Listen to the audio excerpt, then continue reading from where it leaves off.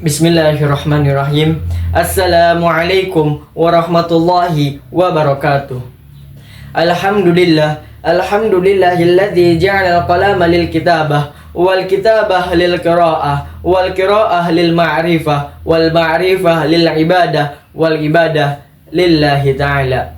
Yang terhormat Dewan Juri yang arif dan bijaksana, panitia lomba yang semangatnya luar biasa, dan pemirsa dimanapun Anda berada.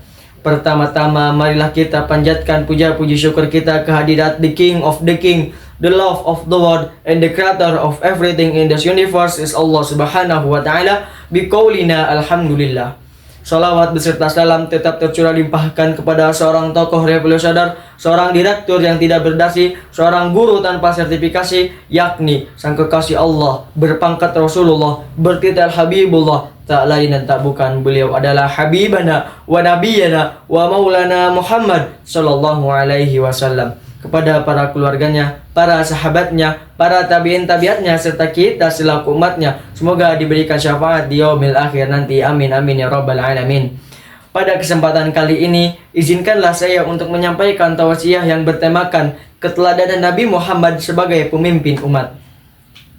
Hadirin yang dirahmati Allah, pemimpin adalah salah satu elemen terpenting dalam sebuah bangsa, karena sebuah bangsa tergantung pada pemimpinnya.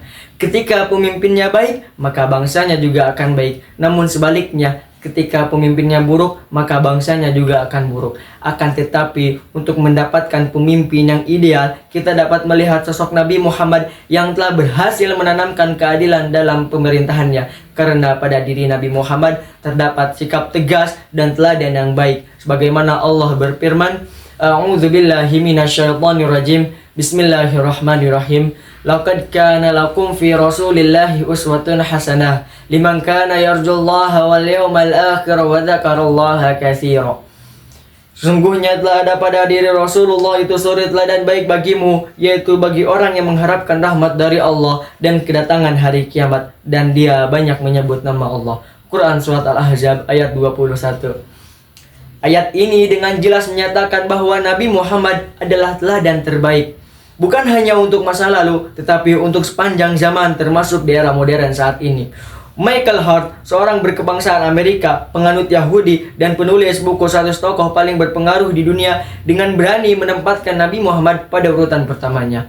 Ini menunjukkan bahwa kepemimpinan Nabi Muhammad selalu berada di posisi terdepan. Maka sudah sepatutnya kita sebagai umat Islam, terutama para pemimpin, menjadikan Nabi Muhammad sebagai teladan dalam menjaga kejujuran. Hadirin wal hadirat rahimakumullah. Hal ini dapat kita lihat dari karakter kepemimpinan beliau yang meliputi: 1. Teladan dalam kejujuran dan amanah. Salah satu sifat paling utama Nabi Muhammad adalah jujur dan amanah. Di era modern saat ini, ketika banyak praktik kecurangan, korupsi, manipulasi data, dan penipuan, seharusnya kita sebagai umat Islam mampu memegang teguh sifat jujur dalam memimpin. Karena Nabi bersabda, Inna syidqa yahdi ilal birri wa innal birra yahdi ilal jannati.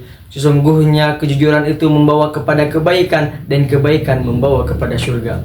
2. Teladan dalam kepedulian sosial. Nabi Muhammad adalah pribadi yang penuh kasih sayang, terutama kepada fakir miskin, yatim piatu, dan orang-orang yang membutuhkan. Nabi bersabda, Khairun nas anfa'uhum linnas. Sebaik-baik manusia adalah mereka yang bisa bermanfaat bagi manusia lainnya.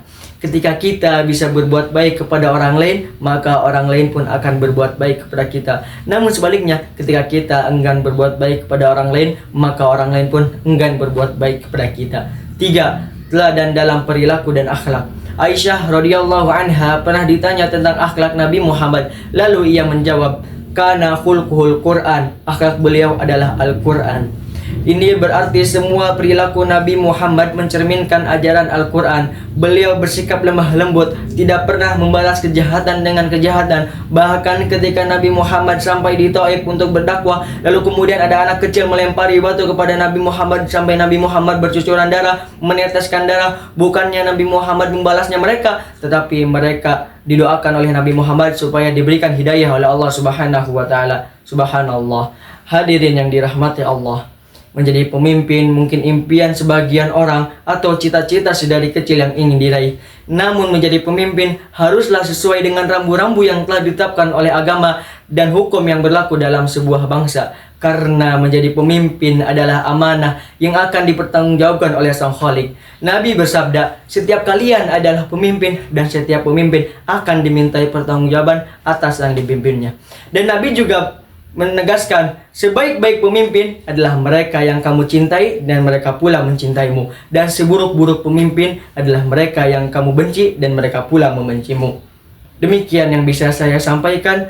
Semoga bisa bermanfaat untuk kita semua. Ma asabaka min hasanatin faminallah wa ma asabaka min sayyi'atin famin nafsik. Jika ada yang baik itu datang dari Allah, jika ada yang buruk itu datang dari saya pribadi.